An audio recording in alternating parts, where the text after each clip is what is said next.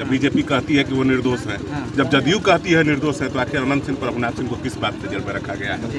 ये सरकार जवाब दे, यह देश जवाब दे, और यहाँ के हमारे जितने भी बिहार के बड़े राजनेता हैं वो लोग जवाब दे कि किस कसूर में वो लोग को रखा गया, जब सारे लोग कह रहे हैं कि बेकसूर है। आनंद मोहन जी की रिहाई कर दिया गया। आखिर जीवन का 10 साल 12 साल आप ले जाकर बंद कर दे रहे हो, और हमारे समाज के जो छोटे बच्चे हैं जो बढ़ रहे हैं वो उनके मार्गदर्शन से वंचित हो जा रहे हैं। अगर वो रहते हैं हमारे बीच में तो निश्चित है कि नए मार्गदर्शन से नए स्वर्ण समाज की और भी स्वर्ण समाज आगे की बढ़ता। जो हम मार्गदर्शन के लिए हम लोग भटक रहे हैं कि कोई ऐसा नेता हम लोग के पास होता है जो हमें मार्गदर्शन करता। अनंत सिंह जी को आना चाहिए, हमारे बड़े पिताजी प्रभुनाथ बाबू को आना चाहिए, आनंद मोहन जी आ गए, इस बात से हम लोग बहुत खुशी है। वैसे वैसे हमारे बहुत ऐसे नेता हैं कि जिनको सताया गया है, उन लोगों को बाहर लाना चाहिए। सरकार क्यों बंद कर रही है? इस मुहिम को तेज करने के लिए आप लोग और क्या करेंगे? हम आशुतोष भाई, राणा दीपू भाई, अमतांश भाई, हम लोग सारे लोग मिलकर इस मुहिम को, अगर सरकार हमारी आवाज़ नहीं सुनती है तो जगह जगह हम लोग आंदोलन करेंगे और हम लोग सरकार से मांग करेंगे। और हम लोग अपने सभी भाइयों से कि आप लोग सोशल मीडिया से बने हुए हो, अगर आप लोग का साथ मिले, अगर आप लोग एक एक पोस्ट अनंत सिंह और प्रभुनाथ सिंह का भी करें तो देश के हर कोना में उनकी आवाज़ सुनाई देगी और भी हम मजबूत होंगे और उनकी रिहाई भी सरकार जल्द करेगी। क्या लगता है कि आप लोगों के इस मांग से सरकार का नज़र इस पे पड़ेगा? देखिए, अगर सरकार की नज़र पड़ेगी तो पड़वा देंगे।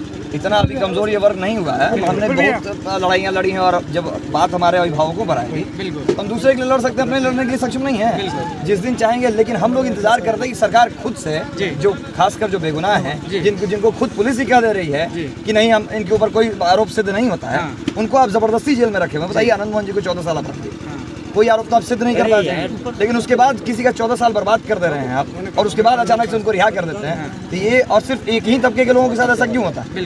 बहुत तरह के लोग हैं।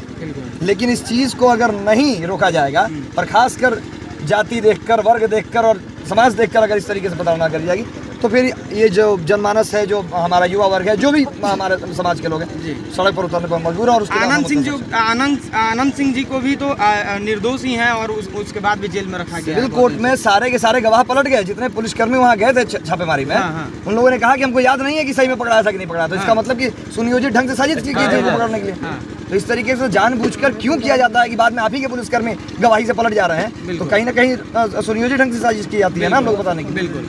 आज के युवा पीढ़ी को क्या कहेंगे कि सभी लोग जात पात में बढ़ जाते हैं? आज अगर महाराणा प्रताप जी का जयंती है तो इसमें सिर्फ राजपूत, भूमिहार, ब्राह्मण समाज के ही लोग क्यों पहुंचेंगे? ये तो सभी समाज के लिए लड़े थे, पूरे देश के लिए लड़े थे और मुगलों के खिलाफ लड़े थे। देखिए, सबसे दुखित होता हूँ कि देश के नेताओं ने हमको बांट दिया जी। और मैं अपने देश के नेताओं से कहना चाहूँगा कि ऐसा काम ना करें।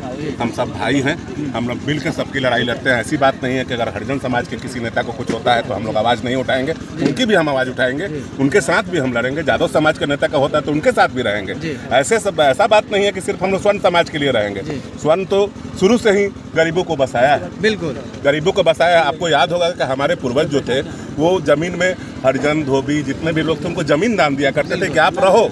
तो जो समाज पोषक रहा उसको ये लोग शोषक बता रहे हैं। अच्छा बताइए ना, 33,000 एकड़ जमीनें हमने दान की हैं। जितना भी आपका हॉस्पिटल्स है, जितना स्कूल है, जितना यूनिवर्सिटीज है, हम ही लोग के पास है ना, हम ही लोग जमीन में है ना। जितने भी आज भूमिहीनों को जो जमीन दिया गया वो हमारी पास से जमीन दिया गया।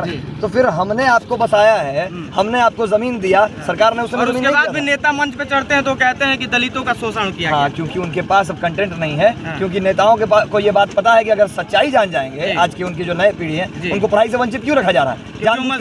जानबूझकर आरक्षण क्यों दिया जाता है? ताकि पढ़ाई लिखाई करने की कोशिश ही नहीं करें। जो 30 नंबर के लिए पढ़ेगा वो नंबर कितना लेकर आएगा? आप 100 की का क्षमता रखते हैं तब तो आपको 70 आता है। बिल्कुल। तो ये दिक्कत है कि राजनेता चाहते ही नहीं है कि वो वर्ग पढ़े, सच्चाई से वाकिफ हो। और जब तक नहीं पढ़ाई लिखे तब तक हम जो उसको समझाएंगे वो समझेगा, और वही कर रहे हैं।